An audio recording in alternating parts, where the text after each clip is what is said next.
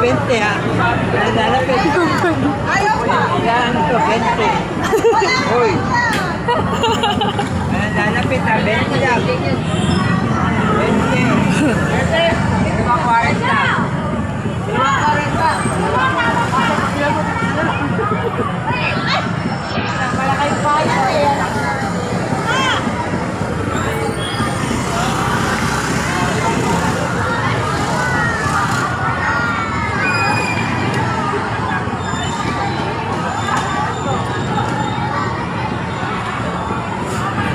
So, ayan na guys. Tayo ay nasa Siniluan nga ni. At tayo ay bebenta ng garland na nagbablog. Charot!